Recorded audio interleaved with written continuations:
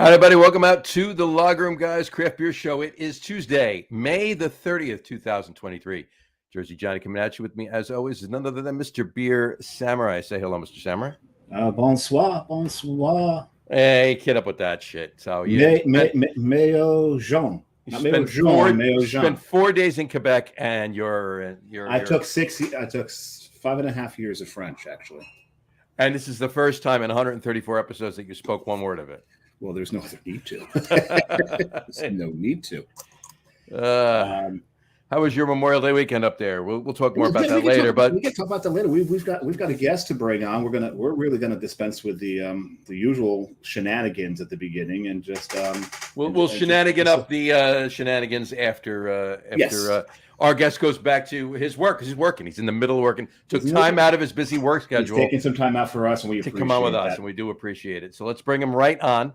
Let's get it going right away. Please welcome to the show Jake Howell from Second Sin Brewing in Bristol, PA. How are you, Jake? I'm good. How are you? I am great. Nice meeting you. Yeah, nice to meet you too. And I know Johnny came by a couple weeks ago and got to meet him. So nice to meet. What is your actual name, Mr. Samurai? You can call me Dave. You can call me David. Dave, okay. You can call me Yiddy. You can call him a lot of things. Don't worry about that. I've been called so many things on the show, even by guests. So it's fine. Monsieur Samurai. Monsieur Samurai. Samurai. Monsieur. Yeah. He spent the last 4 days in Montreal, so he's all Frenching it up a bit. Hey, all my French got refreshed while I was there. So, anyway, and a little German, but more about a little that German. All right, so let's just jump right into this. Before we do, though, what is everybody drinking? Jake, what are you having a libation at the moment? What do you? So, what I'm actually was in the middle of canning is a beer we have coming out this Saturday. It's called "Teach Me How to Shandy." Okay. So every summer, this is the third year that we put this out. And last year we started doing an event on the a Saturday. It's called Shan Day. All right. So the day that we released the shandy, and then this year and last year we did 4 different sixtels that were like. So I like to say this beer has no integrity because it's just made with time. Typically, I try to stay away from using like flavorings and extracts in all of our beers. Sure. Just not my choice, but on this beer, in each one of the, we're going to have 4 different sixtels with 4 different extracts in them, just to try some different stuff. So year we're going to have a peach one, which was the crowd favorite last year. We're going to do pineapple, honeydew, and we like to do one weird one. Last year we did blue raspberry. This year we're doing cotton candy. So that is a weird one. Even if it turns out terrible, there's only going to be 5 gallons of it. Exactly. And then we're going to have a pin, like a cask that it's going to be like an Arnold Palmer. So it's going to have some tea dumped in there and then filled up with the shandy. So people really like it. It's a perfect beer to start the beginning of June as it gets hotter. It's like 3.4%, real crushable. Nice. Easy. And honeydew is such a subtle flavor. You probably had to use a lot of that to get that to come through, didn't you? I mean, the beer itself is not like super, powerful. Like the base is really simple. It's just 2 row and some wheat.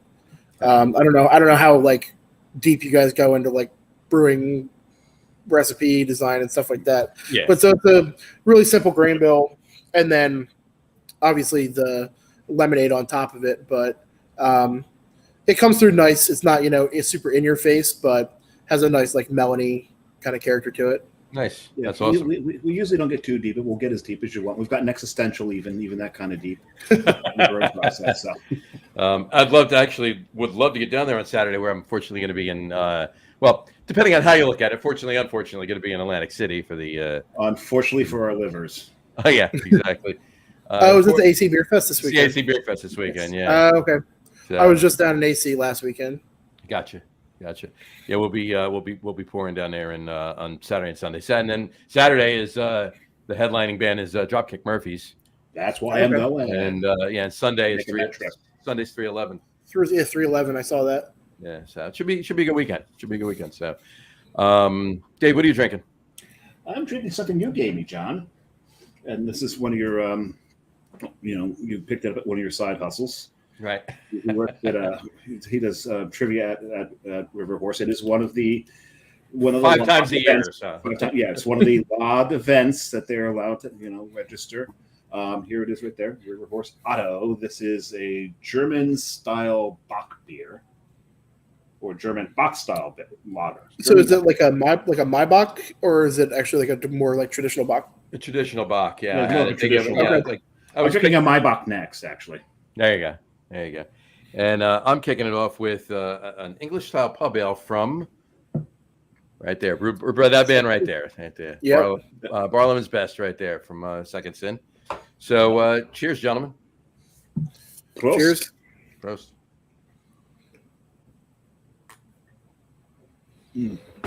Yeah, Jake, if you want to say anything about Barlowman's Best, if you have had, you know more about it than I have. I had it there and one other can, and then this is the other can I had. So sure. So we released that beer right around the end of March. It was for we had a Lord of the Rings day. So that beer is obviously, if you look at the label, you can tell that it's the Lord of the Rings theme. It's got Gandalf on it. Yeah. You got the Prancing Pony sign on it too. Oh, there's Gandalf. Yeah, if you bring it down a little bit, John, you can see the Prancing Pony sign right there. Yeah, right there. So yeah, for those that don't know, the innkeeper at the Prancing Pony, his name is Barleyman Butterbur, and in the story, after Gandalf finds out that Barleyman helped the hobbits out and let them go off with Aragorn, he was so happy to find out about that they were safe that he put a spell over Barleyman's beer for like the next 7 years that it would be of superlative quality. So the day, March 25th in the story, is the day that the ring is destroyed. So we played all the movies on the projector in the room, and we released the beer. So we had Lord of the Rings trivia that week. There's one thing that I heard about that scene in the movie and in the book that made a lot of sense, and it's really heartbreaking if you think about it. Gandalf sends 3 eagles to search. Oh, at the very end, yeah. One for Frodo, one for Sam, and one just in case Gollum survived. Yep. He sent one for Gollum. It's like that was heartbreaking when I read that, because I hadn't figured that out. That was really cool. So. But someone knows it's Tolkien. Nice. I like that. I appreciate that. There you go. That's awesome. Yeah. Wish I'd known that would have come down for the day. Would have been great. The trivia was good. I normally don't play because it's just meant for the customers, right? But like if we do like Simpsons or Seinfeld trivia, which I'm very much into, this one I played, and I got beaten by one question by a guy that was playing solo sitting at the bar. Oh wow! And I couldn't remember. It wasn't me. I was going to say, was it Dave? Remember what the RR stood for? What the what? RR. So J.R.R. Tolkien. Oh, Ronald Raoul. Ronald like rule or whatever. Raoul. Yes. Yeah. The second R. That's crazy. All right, cool. Jake, let's ask you. We'll slide in the main question. The first question we ask everybody, really quick. Sure. To the best of your recollection, what's the first craft beer you ever had? First craft beer or the first beer? First craft beer. Could be craft. It could be crafty. It doesn't have to be craft. It could be just not Bud or. Well, I will say I think I snuck a sip of my dad's Bud when I was like 3. Sure. And I thought it was disgusting. Who didn't? Right? Yeah. Well, I say that all the time. I like friends. When I was a teenager, I went over a friend's house. He said, "Hey, my older brother bought us beer. What'd you get? Bud. I'm good. Can I have some soda?" Nice. I think it was probably Sam Adams Cherry Wheat. I actually heard that one before. Yeah. I actually didn't really do any drinking when I was in high school. So when I got to college, I went to Penn State, so the wheels kind of came off. All bets off. But one of the people that I befriended during like my first semester, he was in a fraternity, so he had the older brothers to go buy him good beer. Sure. And so he always had like some Sam Adams in like the fridge in his room. So and he really liked Cherry Wheat. So I think that was probably the first craft beer that I ever had. Nice, cool. That's awesome. How'd you get started in the brewing game? How'd you get started brewing?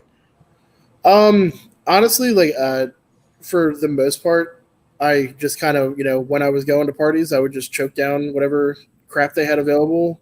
Milwaukee's Best or Natty Light was big at Penn State at the time. Yep. And I frankly thought that I just didn't like beer because I didn't enjoy it. And I was like, all right, it's a means to an end. I'll drink it if I have to. But then as, my friend, got different beers available and I tried them, I was like, oh, these are actually really good. It's just the, macro beers that I don't really like.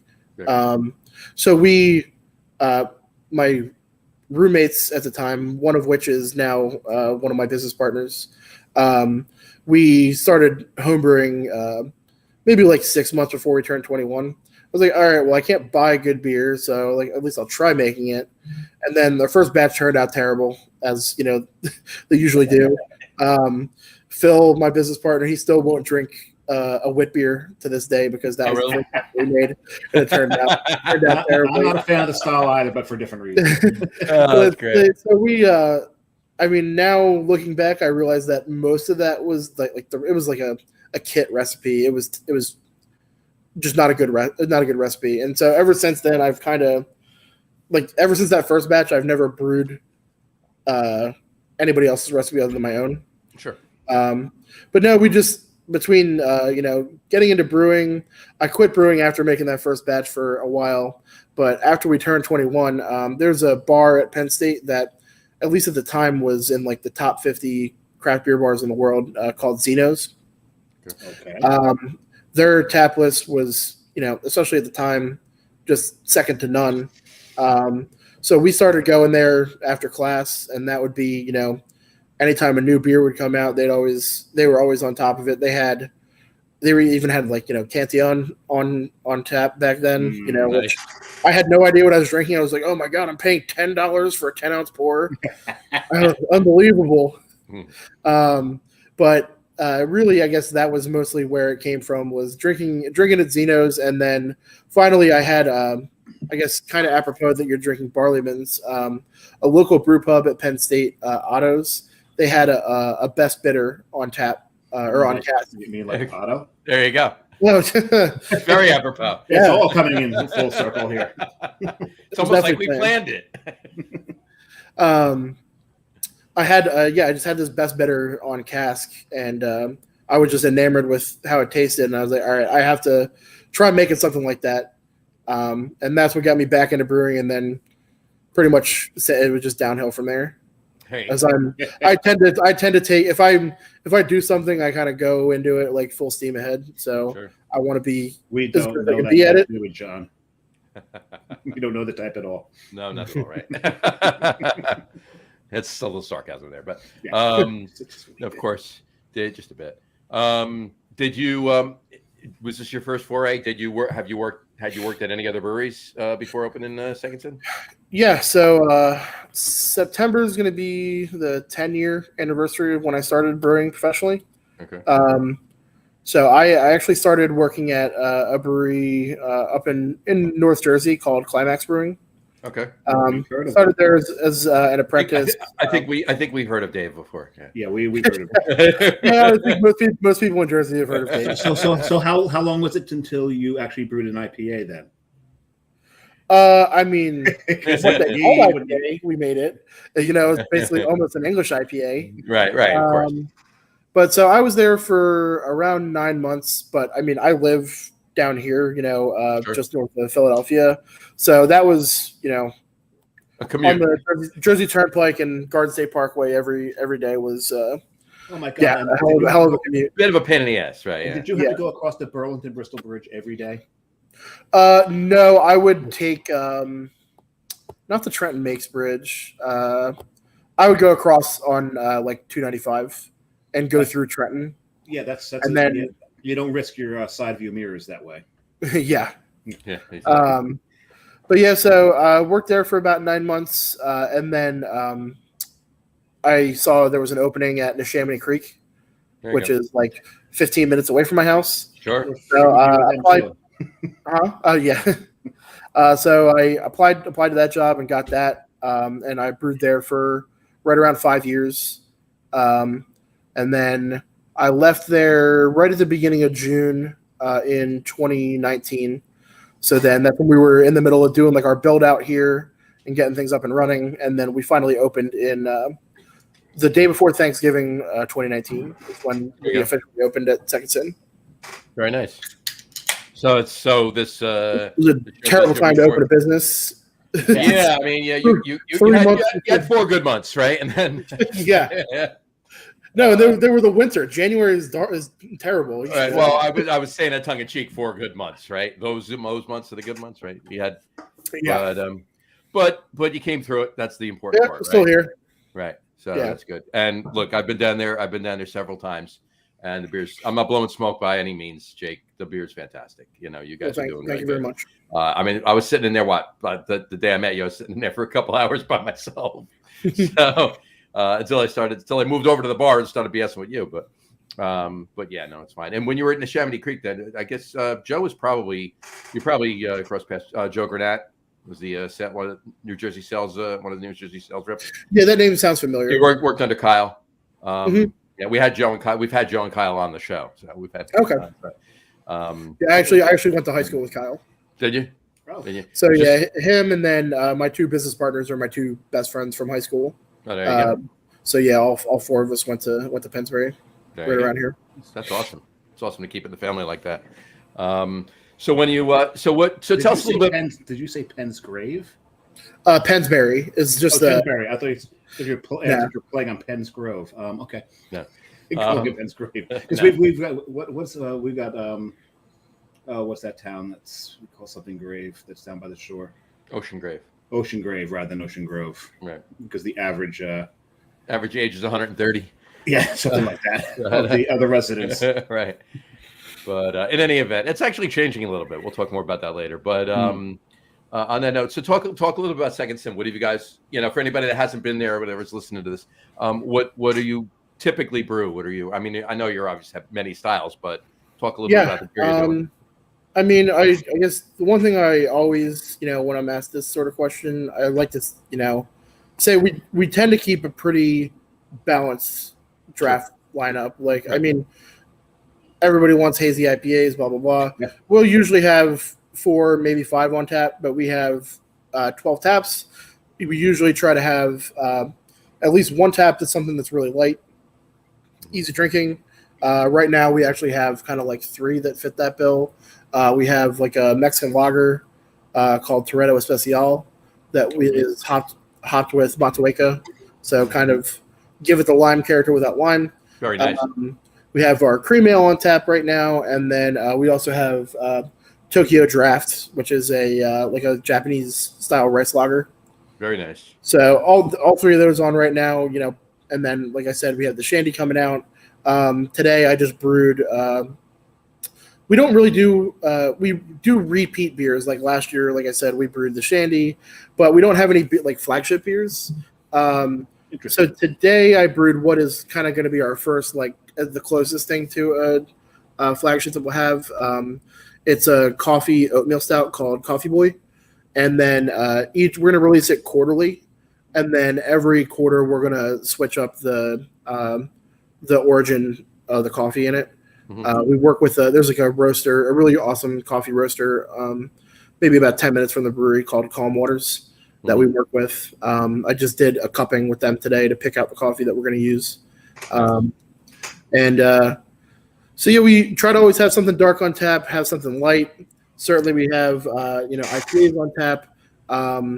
We always have at least 1 sour beer on tap because we're decently well known for that. Like one of our sour beers is called it's Cobblerin' Time, which is familiar with the Fantastic Four. That's a Hulk reference there. Yeah, the what's called the thing that's made. So the label, the thing's made out of rocks, but on the label we have him. He's made out of a bunch of different kinds of fruit, and the beer's intended to mimic the flavors of a cobbler.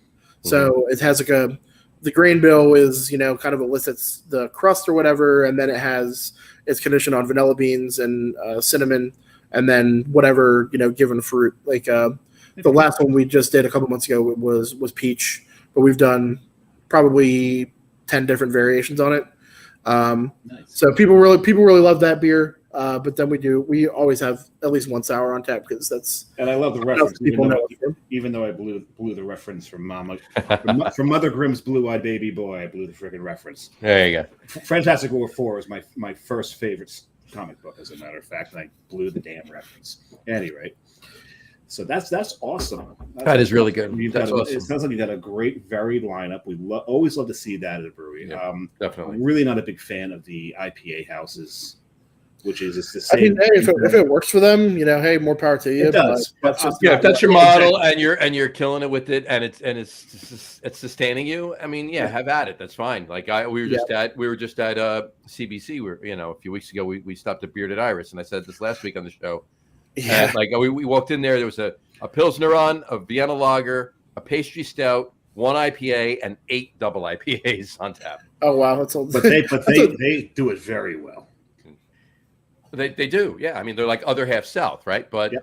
I couldn't see doing that. There's got to be more to it than just that. Well, yeah. And if it works for them, no, that's fine. I mean, that more power to them. But I don't want to sit there drinking the same grain bill over 6 beers where they've got 4 hops in each one of them, and just one hop gets changed out each time. That sounds like an interesting flight. Right. Yeah, maybe. Right. That's about it. But no, I do like more of your business model. Mix it up. Yeah, you brew the IPAs because you got to keep the lights on. It's what sells, right? Like them or love them. They've got to be there because there's right now. That's what's selling. I like the fact it's so unique that you don't have any real flagships other than what you're brewing now. That's pretty awesome. We release at least one new beer every week. Mm-hmm. This week we have an IPA that we've done a few times before coming out on Thursday, and then Saturday we have Shandy coming out. But usually that's what our customers have come to expect. They know that if they haven't been here in a few weeks, they're going to come in. There's going to be probably at least 3 beers that they haven't tried yet. Love that. Love that. And we're at a good size. We have a 5-barrel brew house that we usually can about half of the beer, and just sell the 4-packs right here, and then the other half's draft. It works pretty well for the turnover. We're actually working on opening up a second tap room. I won't say too much about that. We're working on a release right now. So we'll be even turning beers over even quicker. Sure. When we get that going too. You do much just distro, Jake? Not really. We'll send a keg here or there to a few bars in the area, but really, I mean, you guys know, like the margin over the bars where it's at. Of course. We do it every now and then, but it's more just a little bit for marketing, not anything substantial. It's to get get some eyes on the beer and have them and draw them into the tap room. That's it. Yep. Right. Gotcha. That's awesome. What do you have any events coming up that you're doing other than Saturday, obviously? Other than Shanday, a couple weeks from now, in later in June. I don't know for a fact if we're the first ones to do this, but we haven't actually even announced this on like our social media yet. But I figured we might as well talk about it. Okay. We're doing it's an event that we're kind of dubbing Jake Against the Machine. Where I guess are you guys are familiar with like ChatGPT or like the AI bots that have been sure. So we told ChatGPT to give us the best hazy IPA recipe in the world. Mm-hmm. Okay.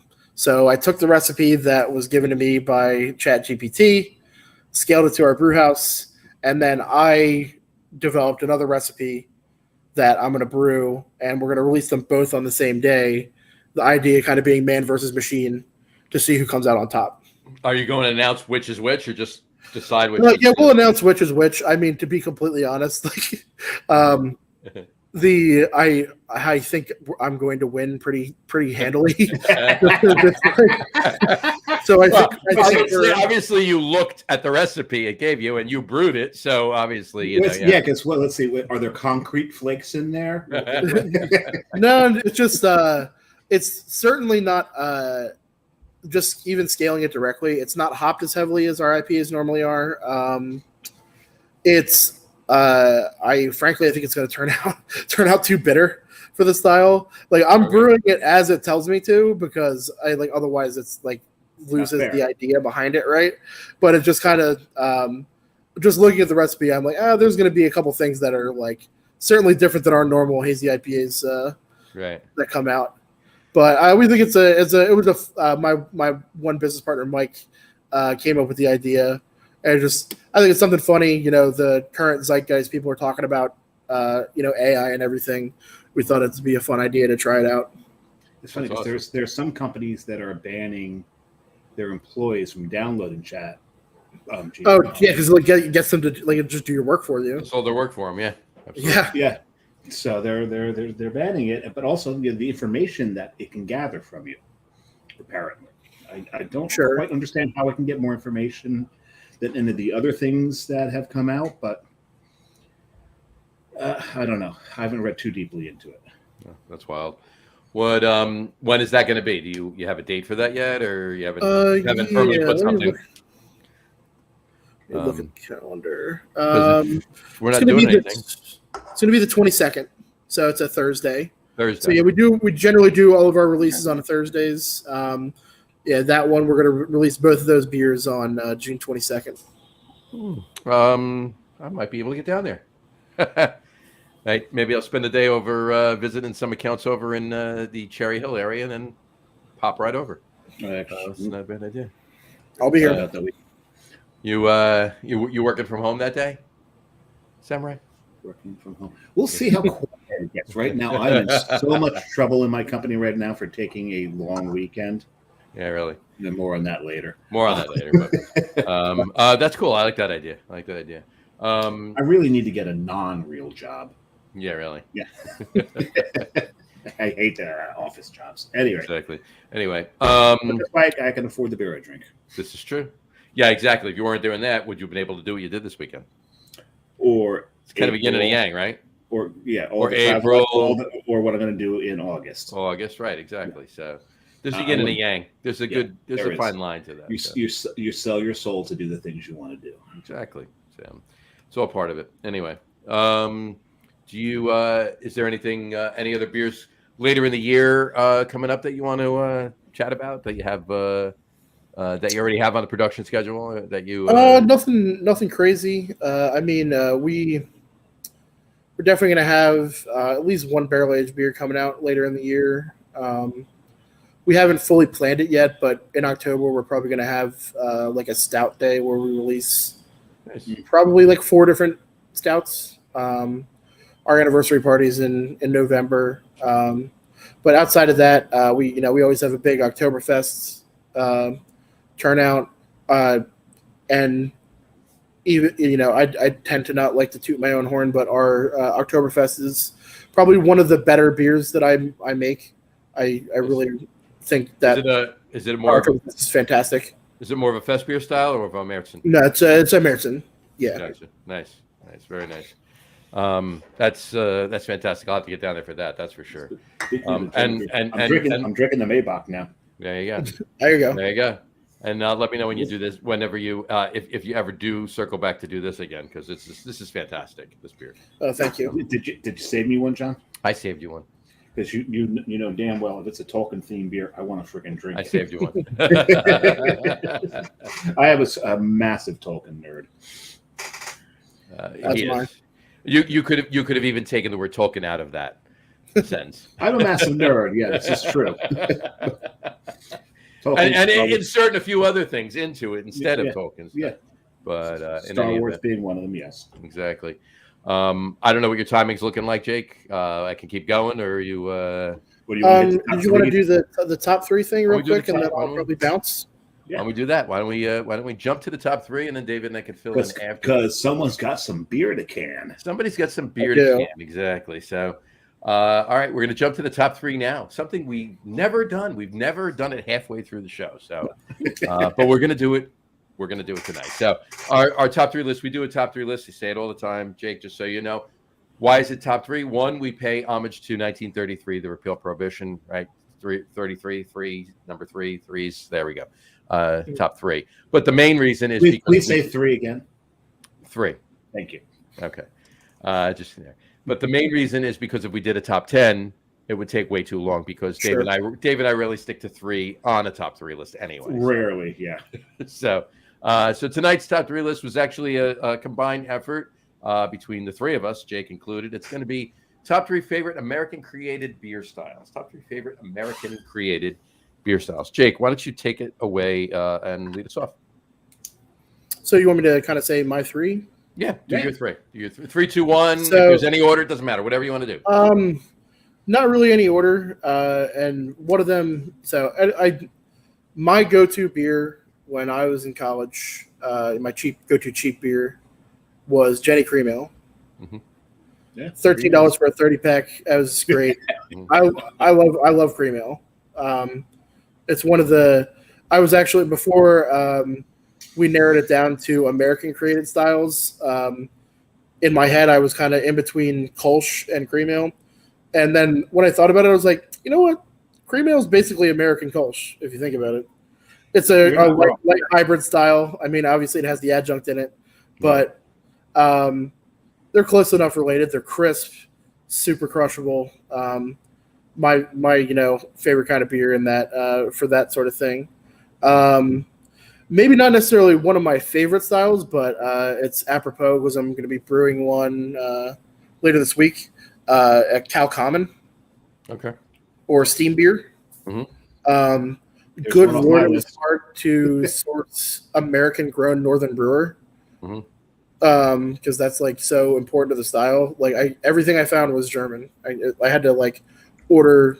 I tried to order it all from what's called More Beer, and they didn't. I think they left like 3 pounds off my order. Mm-hmm. But I think that's a great style and just one I thought might make sense to bring up because it's something that maybe not a lot of people are even heard of or familiar with. There's not that many examples of. But yeah, if you see an Anchor Steam and you haven't had it, buy it, drink it.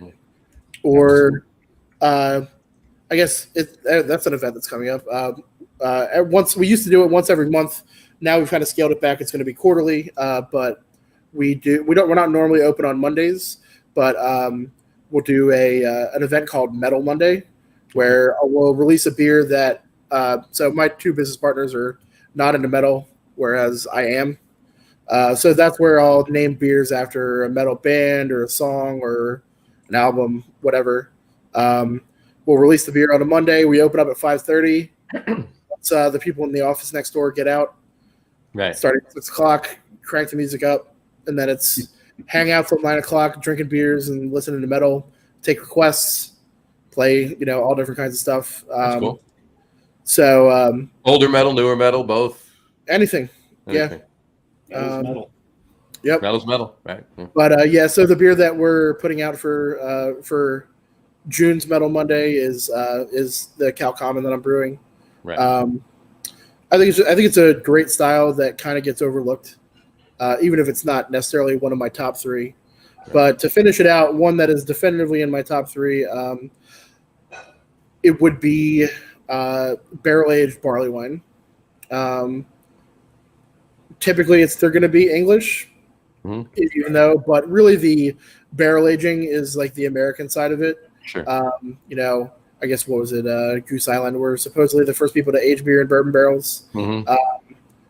I even unbarrel aged barley wine I enjoy, but really barrel aged where it's at.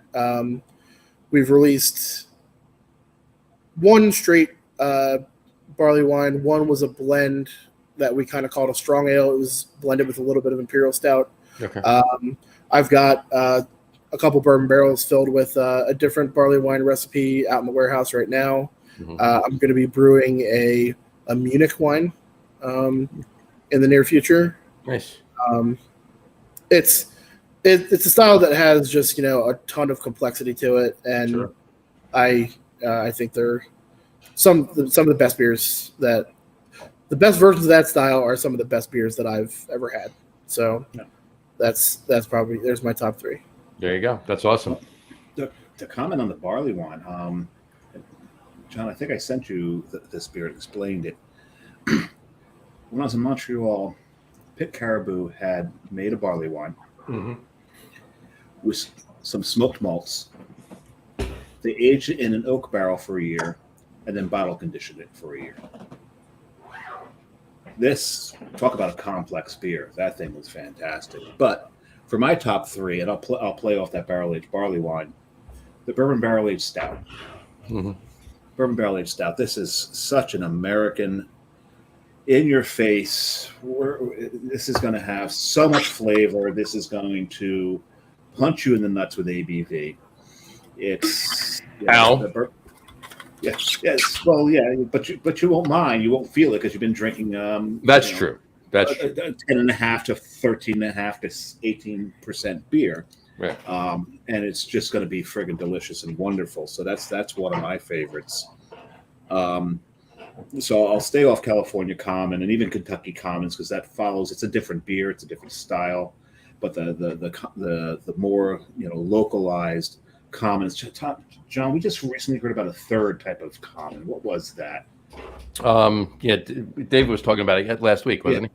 Yeah. Yeah. What was that? There was another type of common. Should think about that, but yeah, it wasn't a Utah common. It wasn't a Utah common. There's not a lot of common things. It was something like, I don't know what it was. But there's this style out there which is, they're just so localized. They're so wonderful. California Common is the more common one. No pun intended. The Steen beer. It's a more common. It's common because of Anchor, because Anchor's distribution, made it that. So I said I wasn't going to go there, but I went there. But you went there. So common is one of them. So I'll just no. That's an honorable mention because he's already mentioned that one. All right. But then we have the whole. So the IPA we know is in a British style, but the Americans take everything, we make it ours. Not only we weren't satisfied with the West Coast IPA, we had to have an NE IPA. Then we came up with a Mid Coast IPA, and now there's an East Coast IPA. There's all these IPAs now that we brew here, and of course, John and I are kind of partial to that East Coast IPA because it was kind of invented by a friend of ours in New Jersey. It really hasn't caught on yet. No. It's really an IPA made with Kolsch yeast. It's a New England IPA with Kolsch yeast. Talking about Boat. Both. Boat's actually a session IPA. We're talking. Well, I know that one's brewed with Kolsch yeast. It's all. With Kolsch yeast, yeah. But it's Carton. He uses Kolsch yeast in IPA, so that's what makes it East Coast, right? And so. John, what's my favorite beer on the planet? Boat. What's your second favorite beer well, on the planet? It's not my. Building sandcastles. There you go. No, I. Not getting there. I know. I'm kidding. Go ahead. So, are you frozen, Dave? But of those West Coast IPA. So, am I frozen or are you frozen? You thought you were frozen for a second. You stopped talking. So, East Coast IPA. Actually, I did. No. West Coast IPA. As much as partial as we are to the East, it's those West Coast IPAs. They're harder and harder to find on the East Coast anymore. There are. Everybody wants to do those NE IPAs because no one wants to drink an IPA. They want to drink an IPA, but they don't like IPAs, so everyone's drinking the NE. Oh IPA. Yeah, like we brewed our take on Planet of the Younger. Oh God! And we took some to this this festival we went to.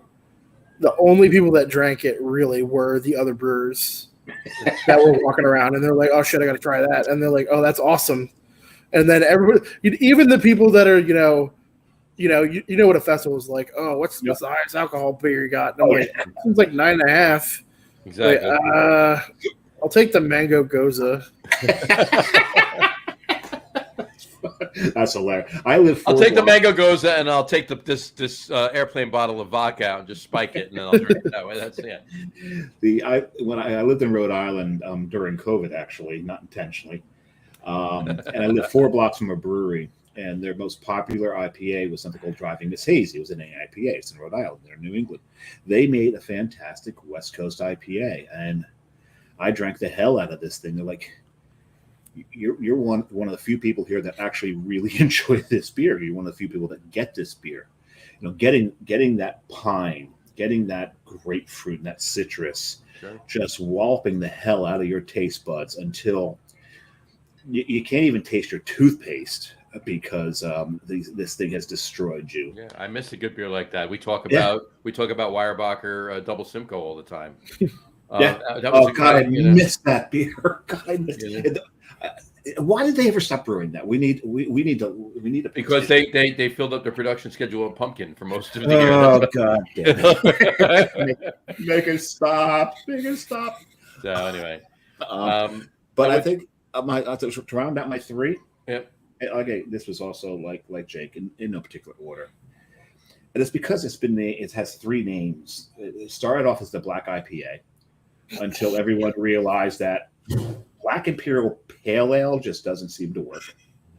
Then they decided to call it a Cascadian IPA, but you don't always put Cascades in it. You can put other hops in it to make it what it is. So now it's just a black ale, right? That's what everyone has settled on. They now call it a black ale. It's a Black IPA, Cascadian Dark Ale, Black Ale. It's whatever. It's all three at the same time.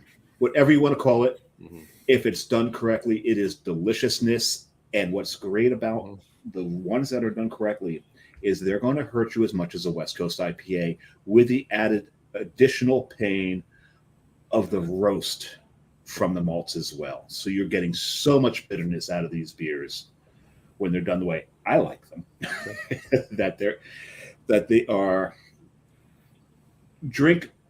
I don't know if I can drink more than 2 or 3 of them before I tap out. I 2 is my limit. I don't think I've ever had more than 2. Well, it depends on what it is too. If it's like a 7% Black IPA, obviously can have more, but they're normally like what about Epitome? Epitome's 10%. Yeah, so it's like 1 or 2. Two top. Yeah, right. So I love that style. Again, this is another style that is so damn American because it's so.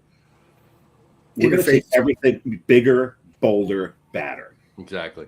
It's a badass beer. This beer needs a pound of bacon next to it and a handgun. It's that American, right? It's just exactly. Not that I don't condone handguns or any weaponry whatsoever. I'm just saying that's what the rest of the world sees as America. And yeah, the black ale, the Black IPA, the Black Hoppy IPA. My God, that fits the bill for you. Yeah. All right, I'll give you my 3, and basically because of all the styles that the 2 of you just mentioned, I don't have a choice but to double up on pretty much all of them. So, but that's fine. These are my 3. So I'm not going to go out on a limb and say pick a couple others. These are my 3. Right? They are what they are. And I'll just round them down. I'll give you number 1, number 3. I'll go 3, 2, 1. 3, cream ale. Absolutely. You know, Dave. You know, I love a good. You're a cream ale whore. Yep. I love a good cream ale. That's number 3. Number 2. Black IPA, definitely in my list, 100%. And steam beer would be my honorable mention, but my number 1 is Jake's number 1. Dave, you know how much I love a good barrel-aged barley wine. And yes, the English style, but the barrel aging obviously makes it American. So, barrel-aged barley wine, and especially some, like, I'll even get a little more specific. Rye barrel-aged barley wines are fantastic. Oh, my God, yes, they are. Good. And I'm proud. Very proud of this show right now because none of us put any IPA on the list. The most iconic American style to the rest of the world. And we're nope, that's not on our top 3. Because it's our favorites. Yeah, these are our favorites. Not the rest of the world's favorite. Now, mind you, if we just if for myself, I'm sure I know Dave is, Jake, I'm sure you would feel the same way. If we open this up to all styles, our top 3 would be probably Pilsner, Kolsch, and steam beers. You know, but, I'm kidding. You know what I'm saying. Czech dark lager. You know, Czech dark lager. From Piva is my number 1. Dark lagers, Schwartz beers, alt beers, English old ales, brown ales. Those are my favorite beers. I got news for you. Lambics too, absolutely. For me, I get a little more specific. Lambic would be in my top 3. Gotcha. I get a little more specific. I go Creek. Right. Okay. There you go. Well, you had some Cantillon up in oh yes, Montreal. You did. So. On tap. Oh, one was on cask. You had a cask Cantillon. I had a cask Cantillon. Very nice. Very nice. Well, kudos. My camera's not great quality, but if you can see. Oh wow! There you go. Yeah, I can see a few guys tipping back with their beer. Yeah, exactly. That was very nice.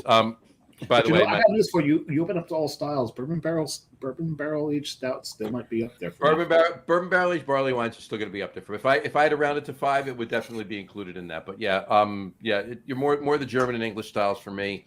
Like I said, Schwartz beers. Obviously, you could say Czech dark lagers too. Definitely Schwartz beers.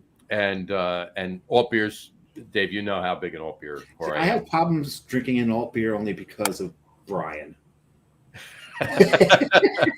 Well, that's a mental thing with you. We got a friend named Brian Alt. Well, his last name is Altschul. Altschul. So, but he means drops the shul. He says it's old school, right? He just drops the shul, and it's alt. So Brian Alt. So alt beer. Yeah, it's beer, right? So we're gonna brew an alt beer and call it Brian. Is what we're gonna do, right? So please don't. We'll never hear the end of it. Exactly. But anyway, and then English styles, good English old ale, brown ale. Those are where I'm headed. So, but I just want to throw this out there. My second beer that I had to report, I started drinking. I went to the other end of PA, and I went to Dancing Gnome. Their Czech pale lager. Straight up to me. Beer's pretty fantastic. Not a Tomavi, a straight up Pivo. All right. All right, Jake, you got to get back to canning. Yeah, you've got more sweating to do. You got a little more sweating to do. How big a run you doing? It's like 20 cases. I got like 7 left, I think. All right. So we have a single head Gosling. Oh, you got the Gosling, the manual feed Gosling. It's counter pressure, right? So it's just. Oh, it's not counter pressure, but it has like underlid gassing and all that stuff. Oh, okay. All right. So that works. So, all right. Fair enough. That's the one that Andy has, Dave. Oh yes. Yeah, same line. Where we did the Lager Day show off the next to it. Andy Joy up at Bird's Mouth. He opened up in Fort Monmouth. He's got the same canning. Okay. He's got the Gosling. So John knows full well how to run one of those. Thanks to Andy. He was to work. He was in the middle just trying to get a bunch of stuff done last minute, and I popped in there for a beer. He wasn't open yet, and he's like, "Do you have an hour to help?" I'm like, "Sure, you got it." So, but cool. All right, Jake, thank you so much for coming on the show. We really appreciate you taking the time out. Definitely, and I'm definitely going to try to get down there for that Thursday night for the Jake versus the Machine. Absolutely, yeah. Yeah, just shoot me a message next time you guys are heading over. I will definitely do so, and I'll bring you some beer too. I think I gave you some when we were there, but I'll bring you a little bit more. He's got a new one coming out. Yeah, we got a couple new ones coming out. It's going to make its debut this weekend. Yeah, at AC Beer Fest. So cool.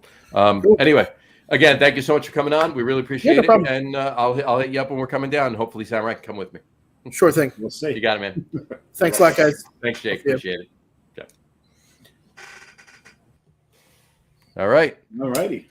All right. It's back to old school. It's back to you and me. And I opened my third beer.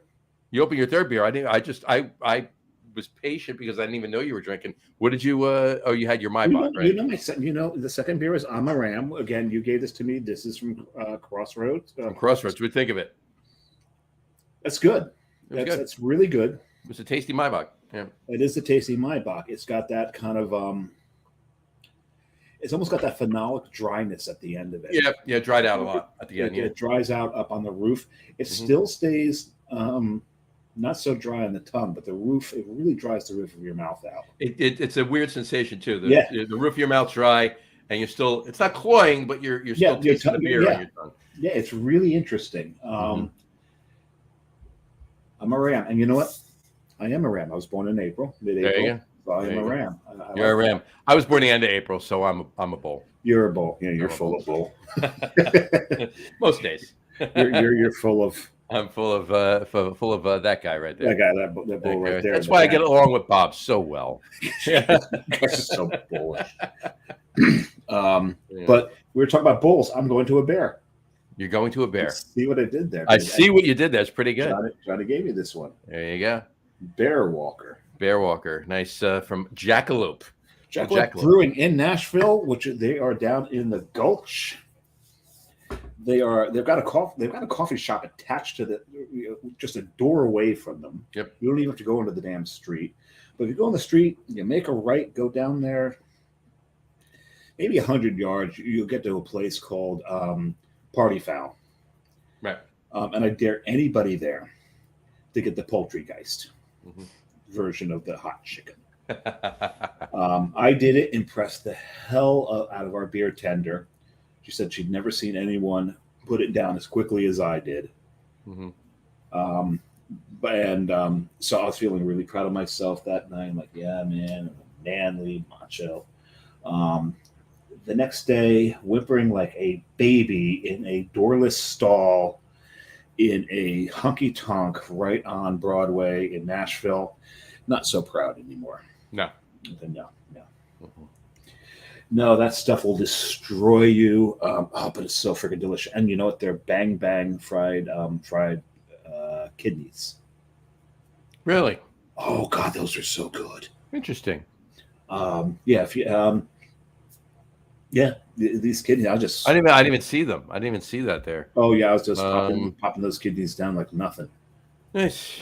I would have had them. I would have tried them. Oh, they're delicious. And the thing is, hey. Last time I was in Denver, I had Rocky Mountain Oyster Stout. And I want to do that. I'll try some kidneys. All right. Now, we're talking about eating weird things.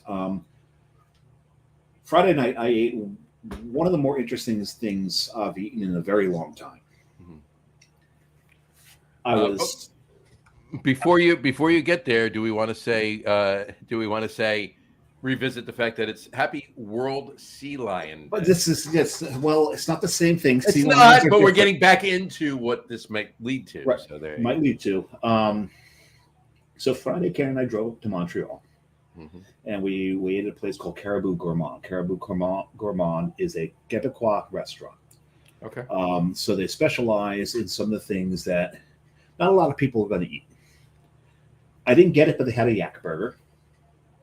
I should have got that. I got the bison. I definitely would have gotten a yak burger. I should have gone with the yak burger. I got the bison rib. I didn't realize it was a stew. I'm not a stew fan. It was still yummy. I love stew. I do. I am a big stew fan. I might have went with that. I've had bison before. I haven't had bison stew. It was actually, as much as I don't particularly like stew, I really enjoyed this dish. Carrie got the canard, which is duck in French. But the appetizers was the weird thing, and why Johnny popped that up there. It was seal. It was not just seal. Seal. Now, the one that used to be married to the supermodel. Yes, with the scars. And it's funny because I made the same joke to Carrie as we're walking away. It's kiss on the gray. So what is it? Kiss by a rose on the gray. Yeah, kiss by the rose on the gray. Kiss from a rose. Kiss from a rose. From a rose on the gray. On the gray. No, not that seal. No, and I felt bad doing it. Crazy was his other hit. Crazy. Yes, but no, this it was not only was it seal, it was seal carpaccio. Really? So it had capers in it. There was vinegar. What else was there? There was something else that was in it.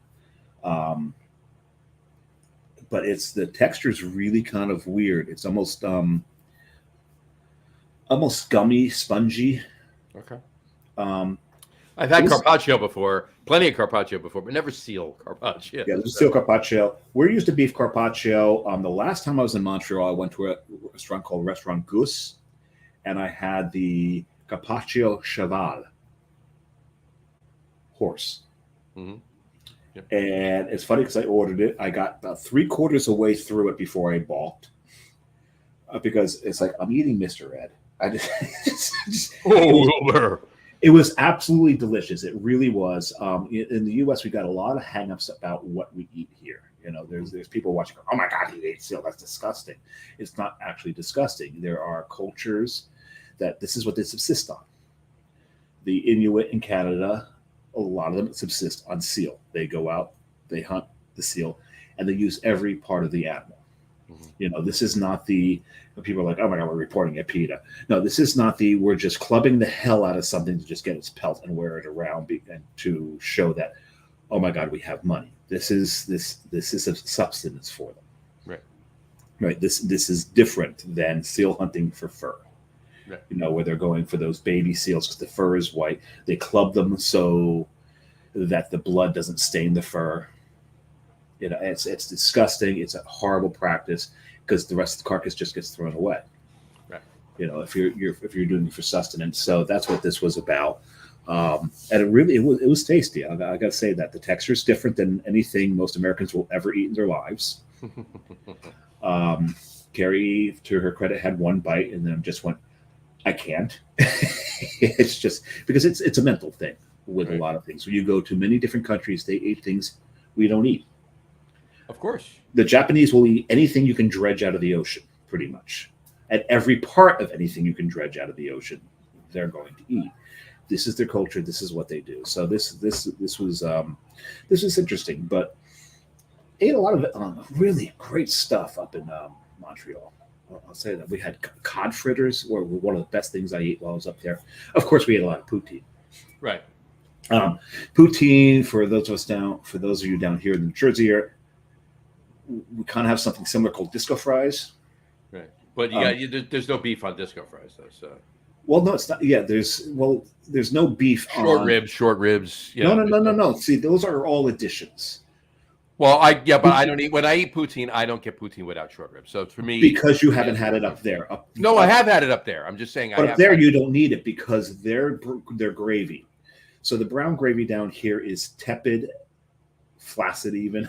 It's just tasteless. Good word. There you go. To the brown gravy up there. The brown gravy up there. So the first place we went, the ground gravy. The ground gravy. First place we went, first brewery we hit, the first place we ate when we got into Canada was Kanawaki Brewing, which is in Kanawaki, across from the St. Lawrence River from Montreal. Mm-hmm. It's actually on a Mohawk reserve. Oh, cool. As we would call it here, reservation. They call them reserves.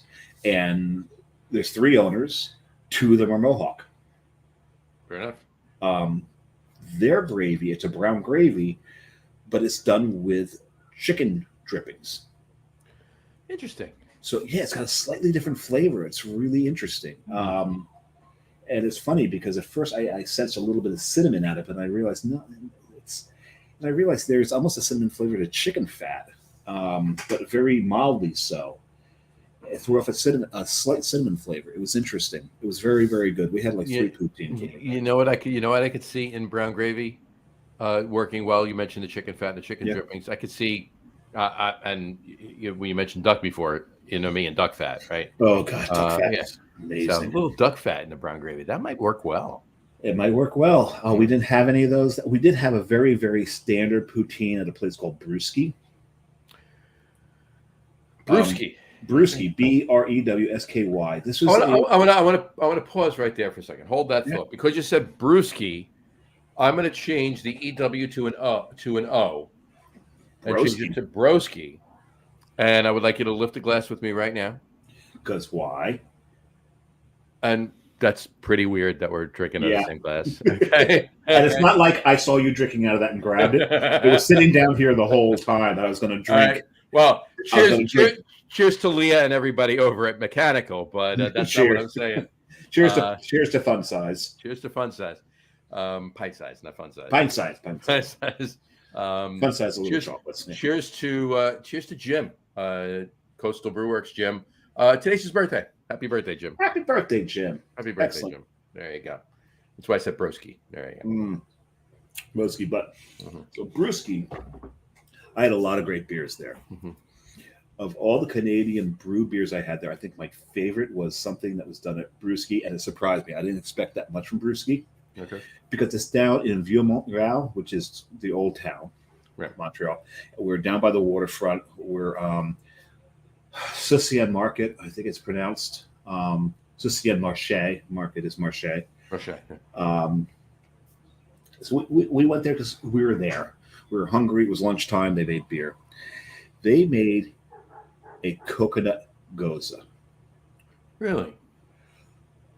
This beer was fantastic. Interesting. Absolutely. I could have sat there and drank. I wanted to have a few other different things. I drank a pina colada smoothie, which was not the best idea. Was it an alcoholic smoothie? Was it a beer? Oh yeah, no, it was a beer. It was a. You just didn't have a pina colada smoothie. No, it was a pina colada beer. 7-Eleven or something. Pina colada beer that they put ice cream in. Okay. I really should have ordered another one of these coconut gozes. This thing was. Yeah, that sounds fantastic. Actually, it was absolutely fantastic. How did the brininess of the goza worked play beautifully? So that it had that tartness, the brininess, a really strong coconut presence to it, but they all work so well together. And the beer, there was no. A lot of times when someone works with coconut, they don't do it right, and they'll get coconut oil out of it. You'll get an oiliness to the mouthfeel to the beer. Right. This was still as crisp as it goes. It can be so light, but man, all the flavors were there. This was a very well done beer. I was so impressed by this beer. I could have drank so many of these. Probably. It was great, but we had a lot of different places to go. We went a lot of places, and as you mentioned earlier, we had Cantillon on tap. Right. If you get to Montreal, I'm like kind of bastardizing it. In French, it's Montreal. English, we call it Montreal. Montreal. Royal Mountain. Royal Mountain, yeah. Founded by Jacques Cartier. His name's all. Okay. Like, no, that's Spanish. Okay. Why is Cartier so important? Like, we kind of founded the city. He sailed up the St. Lawrence, founded the city. So yeah, they kind of put his name on pretty much everything here. Him, René Levesque, and Leonard Cohen, because Leonard Cohen's from Montreal. Sure. But you go to Montreal, you want to drink some good beer, some great beer. Get to Pit Caribou. Pit Caribou. Kid Paraboo, you were going to say. I was going to say. I stopped myself. Pit Caribou. Their brew. This tonight's podcast is brought to you by dyslexia. Yes. No, spoonerisms. Oh, there you go. Spoonerisms. There you go. He dealt him a blushing crow. Oh, speaking of crows, see this? I bought this one. Oh wow, nice. That's actually really called a raven, but it's a crow. That's pretty cool. So at any rate, Pit Caribou. So Pit Caribou, they actually brew out in Gaspésienne. Gaspésienne is kind of out by south of Halifax. It's still a French region out in the Maritimes. Mm-hmm. So a lot of the food they serve there is Gaspésienne seafood. Again, if you put some weird stuff in your face, there's some weird stuff they have there. We weren't eating there, so we didn't do that. But the brewer went over to Belgium to learn how to brew. So he's got a great relationship with the Belgian brewers. Very nice. Hence, he had 2 Cantillons. One on tap, one on cask. Very nice. Very nice. He had the 100% Beal Lambic on tap. Nice. I forget what was actually on cask, but that's what I drank. And my God, this stuff is, and I told you about the barley wine I had there. They've done that. A slightly smoked barley wine, aged. There's really a lot of great breweries there. Brasserie Melon is one of the new up and comers. Mm-hmm. I was telling John before the show, I met a couple of 3 absolutely insane Austrians there. They were a lot of fun. We wound up at Vice Versa, which is a fantastic beer bar. Kerry even mentioned it almost had a feel of a Spite and Dival to it. There you go. Fair enough. Where they had a fantastic beer list, but the difference was they serve food. There they are. Okay, on your left there, that would be Marcus. And that's me. Then there's Renee. And then next to Renee is Renee's son. You can see they got the same exact smile, same exact eyes. They look so much alike. That is Tobias right there. There you go. Tobias at this point is so damn drunk. There's a couple of times his head was just sitting on the table. But then he decided we needed to drink some more. So I ordered us shots of gin. John, you've been so proud of us. Wow, very nice. Yes. And it was local gin. It's Saint Laurent gin. I generally don't do shots of gin. But I would have definitely squeezed a lime into it before I shot. Oh no! I made the boy do this straight up. Unless it was barrel aged. Barrel aged gin's No, different no, story. no. This wasn't. This was straight up, and he was feeling his oats per se. Mhm. So it's like, you're American. We drink with American. More drink. Shots. Shots. Okay. Bring me gin, because Montreal makes some pretty good gin from what they tell you. From what I've heard that too. I haven't had any. I should have got you a bottle of Southern gin. I really should. I was in the DFS shop. They had it there, but it was like back and forth. Like, I'm not sure I like John that much. I don't know why limit is to get through customs either. Right. I had some things to get. But so we did the Saint Laurent gin. He tossed it back. His face was in distress for a little bit. It's understandable. Marcus, he sipped his. But I think he was driving next day. They went to Quebec City the next day. They're actually back in Montreal again. Back in Montreal, you were saying. Yeah, they're bouncing back and forth. They'll be in Ottawa tomorrow and Toronto. So if you're in Ottawa and Toronto, find these guys. No. Message me. I'll tell you where they are. And you avoid. No. No. These guys were a blast and a half. We had so much fun with them. But it started off with, I was talking about Brasserie Melon. They're up and comers. Go see them. Before there, we went to a place called Ile de Garde. Okay. Ile de Garde, they make their own beer. Mm-hmm. Beer's pretty damn good. They've got a lot of guest taps on as well. The food. This is where we had the cod fritters. Okay. Fiddleheads. Fiddlehead is the top of a fern. It's really kind of tender. It's got like a softer asparagus flavor to it. But it's almost got the consistency of a wound up zucchini noodle. And they put it in this dressing with some mesclun greens that was fantastic. And they did these asparagus spears, and they grilled them. I have never tasted asparagus that good. Wow.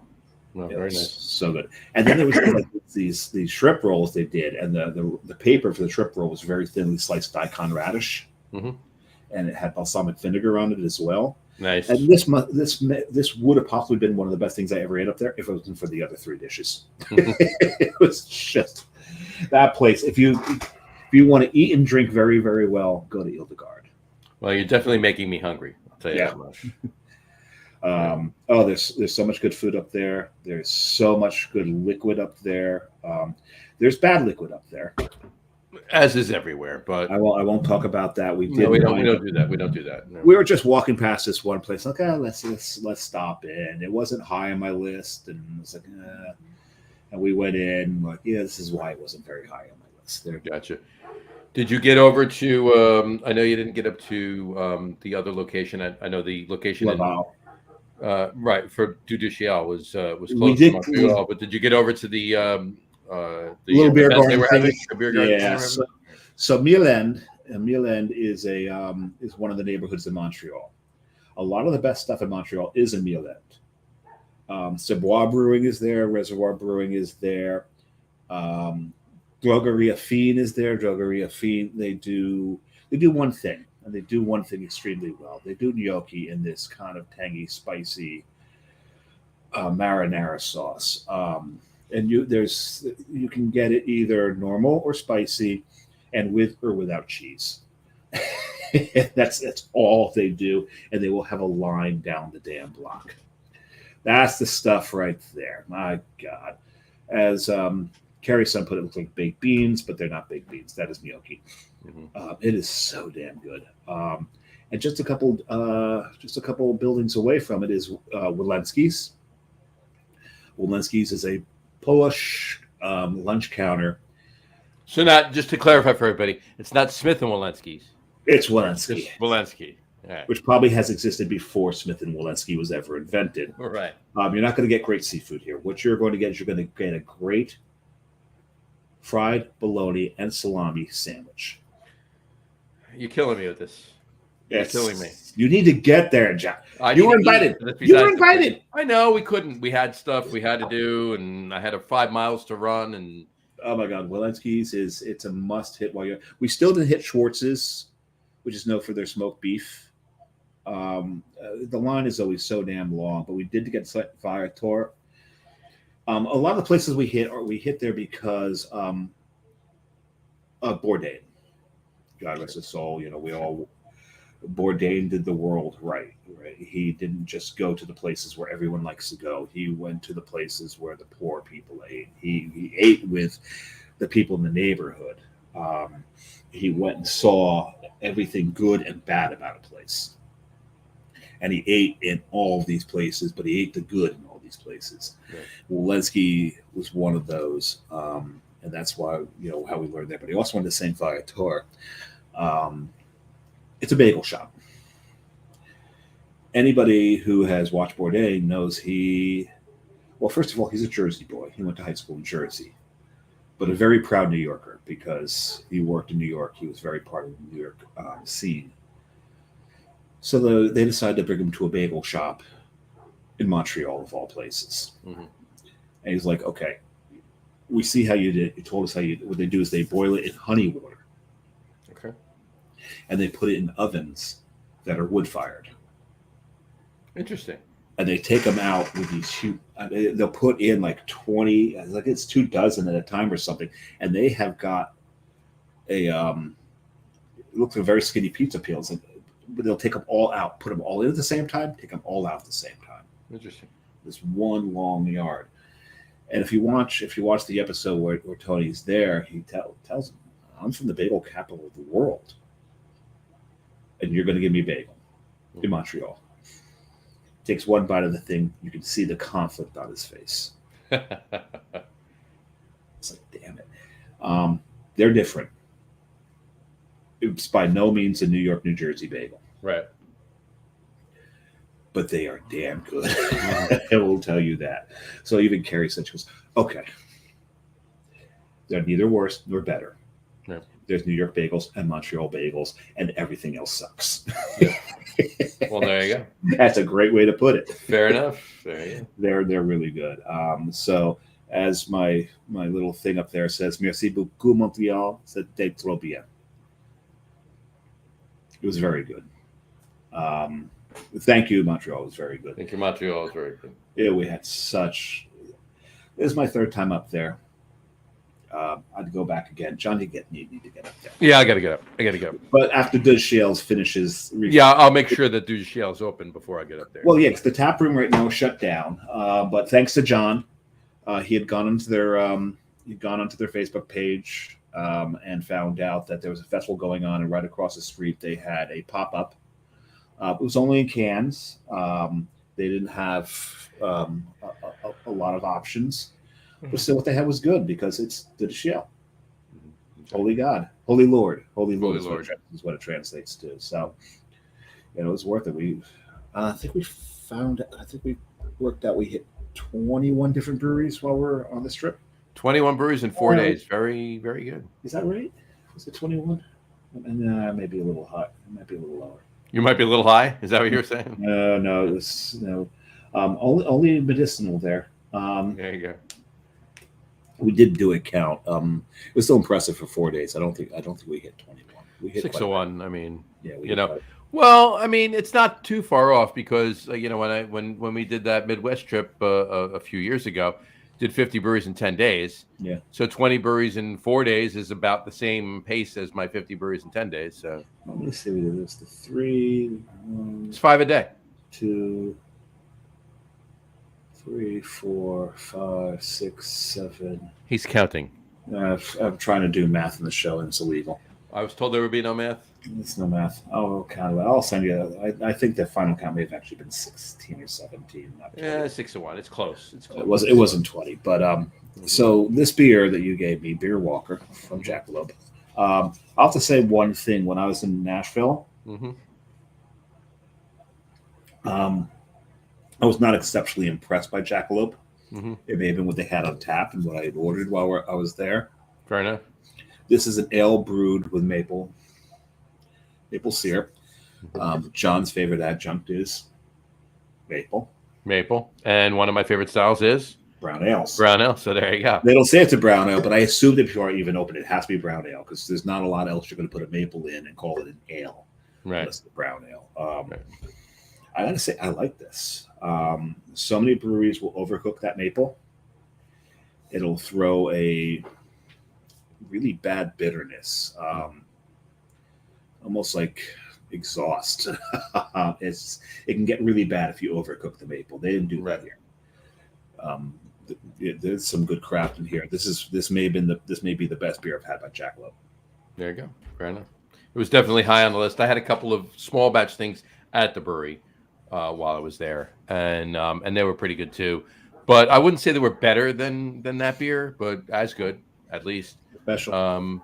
But yeah, that was definitely up there. So, cool. All right. And speaking of Kanawaki, I've got some beer for you. Awesome. Their ESB, and I wasn't going to order it. And Kerry ordered it. And I took a sip of it, finished the beer I had, and looked at the beer and went, have one of those. Because I've got one for you. Very nice. Thank you so much. So you'll have that. I talked to Drew there. Hopefully we can get him on the show. That'd be nice. We'll see how that goes. Because they've got a really interesting story as to how things work there. Love to hear it. Can't wait. Yeah. That works for me. That's really cool. Awesome. So what's on your schedule for this weekend, Dave? So this weekend, well, Friday I'll be going into the city because I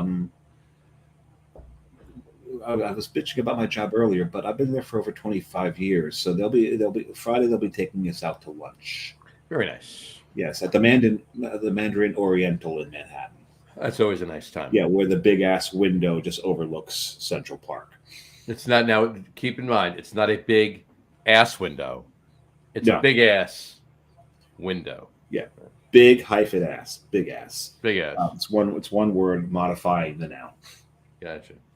Not one word, not one adjective, not modifying two nouns. Like, it's not a big window that you look through and there's a big ass. Right. So that'll be fun. That's Friday. Mm-hmm. Saturday we'll get up early. We're going to turn the Mazda south. It's been so in one weekend the Mazda was going to be gone from Montreal to Atlantic City. There you go. Getting some miles on this thing. We're going to go down Atlantic City. We're going down there for a Dropkick Murphy concert. Yeah, that's what it is. Dropkick Murphy, because that's the only reason you're going. There might be some beer involved. I might be taking some of you along for the ride. This should be a lot of fun. You will see me. You will see him, that guy. Mm-hmm. And you'll see some of the people that John hangs with. We're going to try to get as many people who have been on the show to chat while we're there. Mm-hmm. And as I mentioned in the last show, what will be interesting is the first couple of go lives. Okay, those will be fun. Mm-hmm. And we'll get fun. But the deeper into the festival we go, the more it's going to get more interesting, much more interesting. Just remember, the more drink you do, the more interesting I get. Exactly. And the more drink he does, the more interesting he gets. Yeah, that's not. Yeah, probably. Now, the more interesting I get, I don't know. Maybe somebody will get more interesting. The more I drink, the more interesting you get, or interested. No, interested you get. There you go. Possibly. That's it could get. This could be turned into a quite silly night. Yeah. Hopefully I'll find Brolero early in the festival, because if I find him late in the festival. Well, if you're gonna, let's put it this way, Brolero, you're specifically speaking about Adrian. Adrian, yes. Okay, well, Adrian, the map came out, and Adrian, if you're looking at me, look about 5 feet to my right or to my right, and Adrian will be standing there. Okay, so we'll have to hit that early. Right. So that'll be a lot of fun. Exactly. And we'll find John, not that John. John Henderson. John Henderson, the guy who organizes. He's everywhere, so he'll be easy to get a hold of. So or not. Or not. Depending on where you are when he is everywhere. So he has promised me punishment for this only being my first time going. Absolutely. I've only missed one. He's never gone to any. No, this was my first. It took the Dropkick Murphys. There you go. to make me take that ride all the way down there just to deal with a bunch of drunks. Just to deal with it. So I'm looking forward to the whole weekend. I'm looking forward to Saturday. I'm looking forward to the Dropkick Murphys. I'm looking And forward to 311. Sunday. I'm looking forward to the 311 on Sunday. But I'm also looking forward to Saturday night to seeing what shape this man is going to be in after the beer fest. Well, the thing is, I was telling Carrie, Montreal was training. There you go. Because we hit at least 4 drinking places daily, hitting them pretty hard. And the thing is, we didn't really hit a lot of high ABVs because the highest ABV that you can brew in Montreal is 12%. Mm-hmm. Unless you're on the reservation, you get up to 14.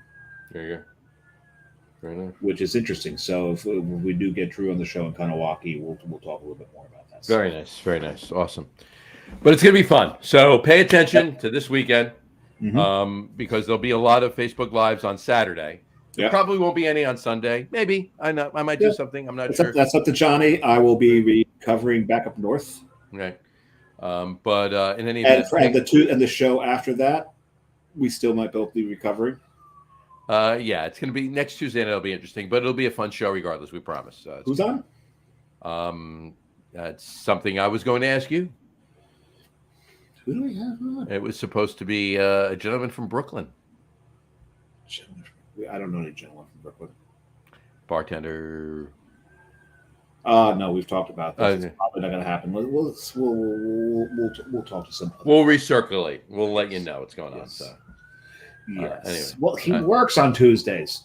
Oh, he works on Tuesdays, so we can go live from the bar. That actually would be pretty cool if he did that. That would be very dangerous. That'd be very dangerous to my productivity on Wednesday. No, I don't mean you go live from the bar. He just goes live from the bar. Oh, well, we've done something like that before. We did it with Darren down at Nobo. Yeah, where he was working the whole time. Exactly. Interesting. I'll see if I can pitch that to him. Otherwise, we'll see what we can do. We'll work on it. So. Either that, or we just may have a post-mortem of the Outback beer show. That's a possibility too. So we could bring Matt on for laughs, and we'll see where it goes. So. And see if John will come on again, just to give a wrap up. Yeah, why not? So, but I think post-mortem's more appropriate. Wrap up post-mortem. Potato. You know. Actually, there's a place in Montreal called Patati Patata. Patata. It's a fried joint. Interesting. That makes sense. I'll tell you one thing. They do frites, French fries. They don't call them French fries. They call them frites. Fries. Frites, I know. Palm frites. Just frites. You can skip the palm, drop the palm, and they drop it like a hot potato. They do them differently, and they do them well. The difference, we're like about poutine over disco fries, is within 48.3 seconds of the plate of disco fries hitting your table, every fry is soggy as hell. There you go. Their fries don't get soggy in the poutine, in the gravy. Oh, really? I don't know what they do. It doesn't get soggy. Interesting. And man, they throw a lot of cheese curds on top. Yeah, but that's all part and parcel of what it is, right? Yeah. I know we're going to sign off in a couple minutes, but I'm actually cracking my third beer because I just want it. John wants it. I just want a beer. So I'll pour it, and then I'll show you what it is. It's actually a. There we go. Very good. Good, John. There we go. It's from Southern Grist, Hoppy Crisp. Hoppy Crisp. Can't see the top. Southern Grist. It's a dry hopped Pilsner style lager. Dry hop Pilsner style lager. Mm-hmm.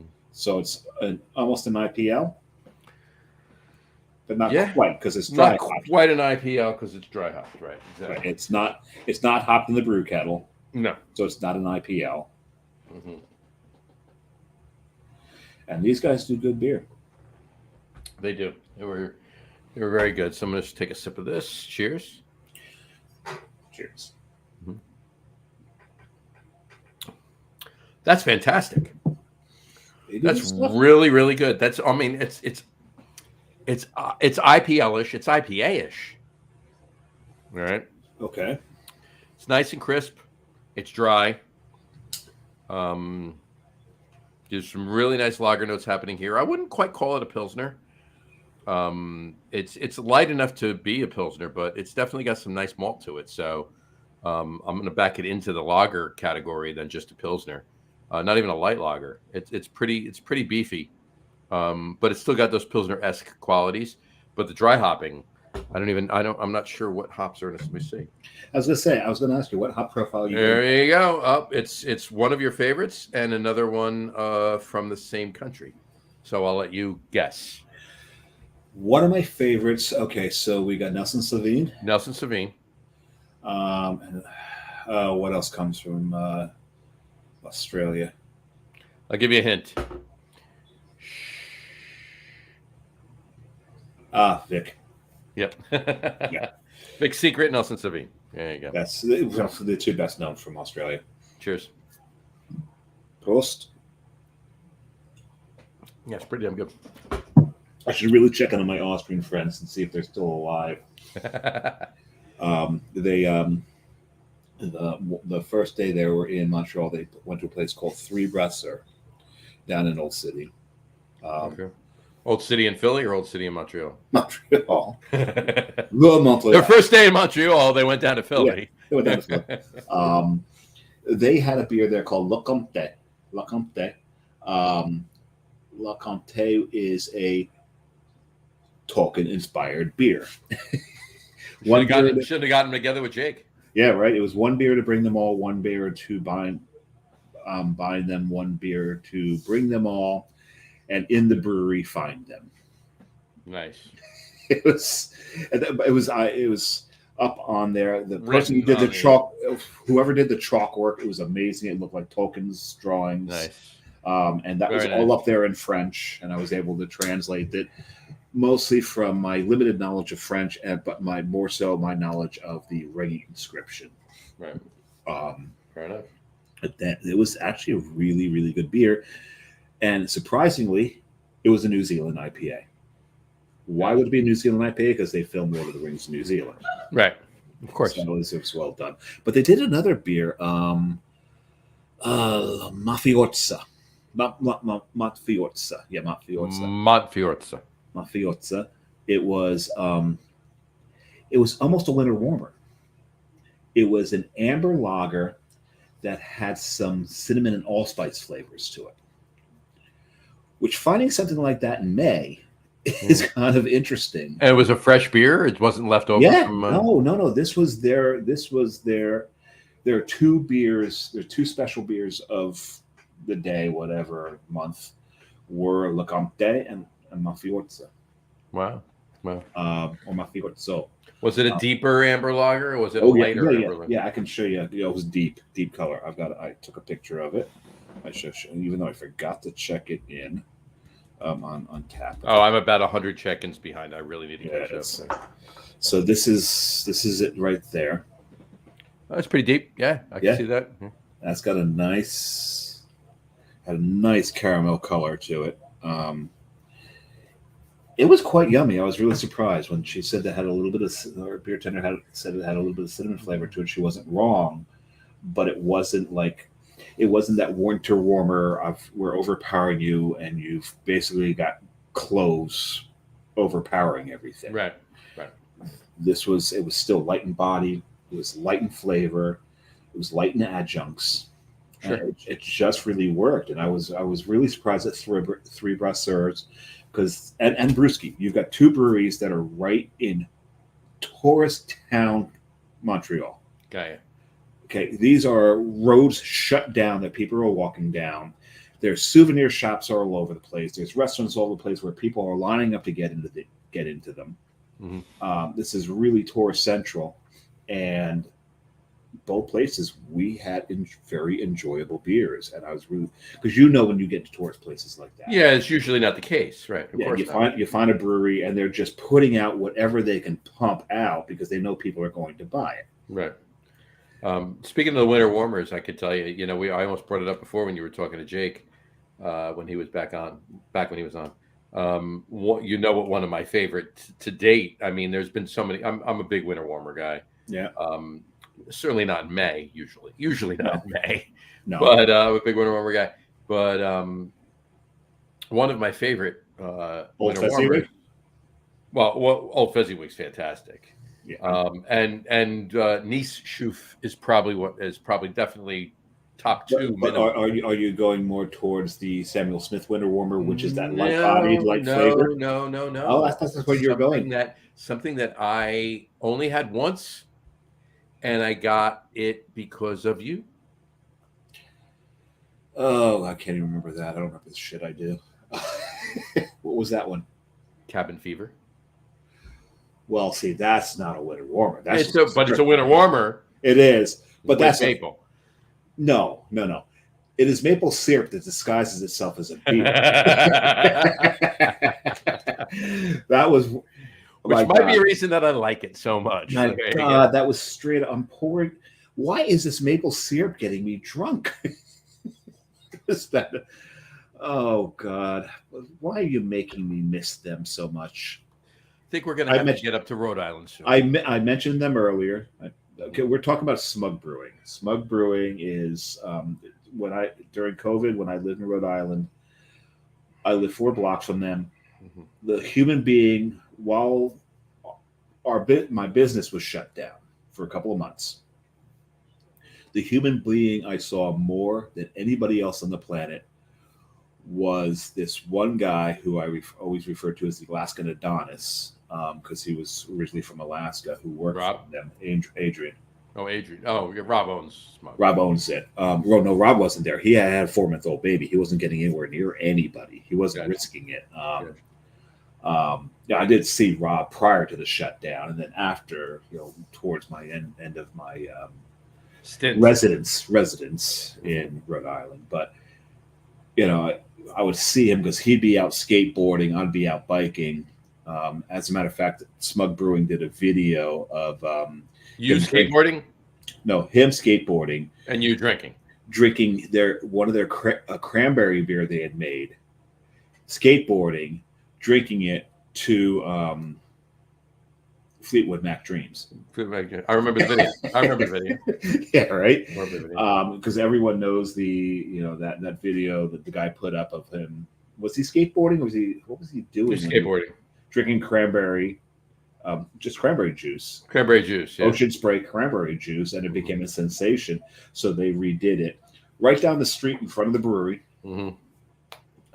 But I saw he was the human being I saw more than anybody during the first 2 months of the lockdown. There you go. So he was a lifeline.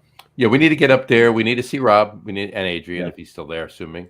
I don't know if Adrian's still there. I know that the beer tender that I. We need to see them. We need to see Nicole.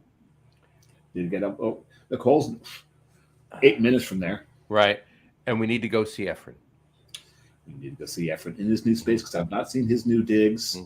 And he's been on the show twice. Those of you who have watched the show know that John and I adore Efren. He is of like mind with us when it comes to sense of humor, because his sense of humor is out there. I really enjoy his sense of humor. That's great. I enjoy his whole take on life. Actually, that's great. We need to see Efren. Mm-hmm. I believe his daughter just graduated high school too. I remember I saw that on Facebook. Yep. So there's 3 places we definitely need to get. There's 2 other places we need to go as well over there. Mm-hmm. Long Live and Tilted. Oh yeah, no, of course. Tilted Barn is just you haven't been there since they rebuilt? I haven't been to the new place. I went to the old place. I haven't been to the new place. The new place is gorgeous, absolutely gorgeous. So maybe next year brings us there. Might be something to plan on. Yeah, sure. Definitely got to get there. I wanted to get there this year, but between Utah, Montreal, and Ireland, I don't have a. Could be a long weekend in October. It could be. It could be. Some damn good beers come out in October, don't they? They do. Because you've got Oktoberfest still out there, but you've also got the winter beers coming in. Winter beers coming in. That might be a good time to go. might not be a bad time to go. Efren will definitely have some interesting stuff on, and Rob always has interesting stuff on. Sure, of course. He does. And Nicole's in. She's got that cycle going there. What does she do in October? The queen of adjunct. Right. She absolutely is the queen. No one in Rhode Island does adjuncting better than she does. Well, and that Neapolitan brown ale, you got to get more of that. So such a good beer. Yep. Such a good beer. So anyway. All right. Well, that's the plan. I know I've made you hungry. I'm starving. I'm going to go eat. So on that note, we will wrap the show. What is dinner? Chicken. Nope. Chicken, salad, veggies, usual. Nice solid dinner. You need a poutine in your life. I know. I got a real poutine. Well, it was a barbecue weekend, right? So I ate a lot of shit all weekend. So. Oh, we ate a lot of shit all weekend. Yeah, we need to lighten it up tonight. So that's what we're doing. So. Yeah. And I smell it cooking. So on that note, we will wrap the show up for today. Want to thank everybody for watching, and for those of you just listening to the audio podcast, thank you for listening. Don't forget to visit our website, www.lagerroom.com. That's LAGERROOM.com. And please remember, like us and follow us on all of our social media, Facebook, Twitter, Instagram, and of course our YouTube channel. All of them are at The Lager Room. Aimez-vous la Lager Room? There you go. Actually, it would be the Salle de Lager. There you go. De Lager. Salle de Lager. There it is.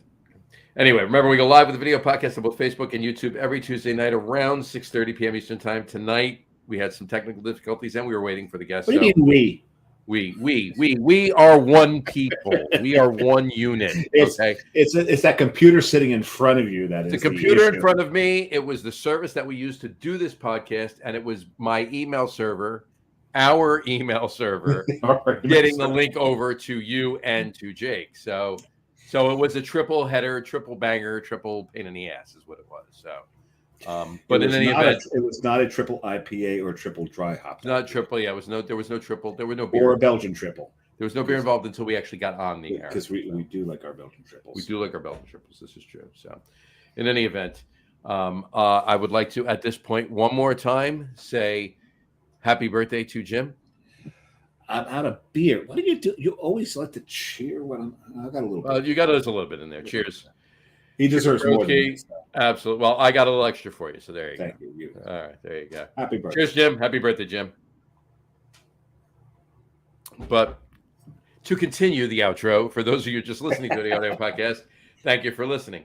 And if you want to just listen to the audio podcast, you can do so on Apple Podcasts, Spotify, TuneIn, Stitcher, Google Podcasts, Amazon Music Podcast, and iHeartRadio as well.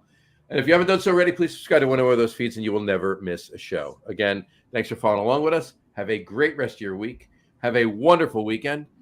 Drink a lot of beer, but drink responsibly. If you're going down to AC Beer Fest, make sure you stop by the Coastal Brew Works booth and say hi and tell me that I sent you. And if Dave's there, tell Dave that if you find me, tell me, hey, I watched the Lager Room guys. You do, we'll go live. There you go. I will promise you that. There you go. So that's your chore. There you go. If you hear it, you watch the Lager Room guys, Dave will go live with you. You've got your homework. You got your homework to do. So find me. I might be wearing a Japanese themed shirt. It'll be dark brown and gold. That's how. I also might be wearing a cowboy hat with it. Find him. And if you can't find him, and if you're unsure what he looks like, come by the booth. I'll tell you what he looks like and where he is. So there you go. Well, if you only listen to the audio, it'll be hard. It'll be hard to find me. It'll be hard to find him. So just come by the booth and I'll tell you what he looks like. So anyway, or you just ask a whole lot of people, where the fuck's the samurai? Most of them go, who? Who the hell are you talking about? Right. Now some of them will know. Actually, most of them will. A lot of them will know. So. But in any event, do that seriously, and he will go live with you. So anyway, like I said again, enjoy your rest of your week. Enjoy your weekend. If you're going down to AC, really enjoy your weekend. Stop by and say hi. Drink a lot of beer, but drink responsibly. And we will talk to you next week. Yes, be safe. I hope you had a great Memorial Day weekend. Hope you celebrated. Hope you got a lot of celebration and relaxation in. But hopefully you remembered why it was Memorial Day weekend as well, too. So, yes, absolutely. But we will talk to you next week, folks. Take care. Cheers.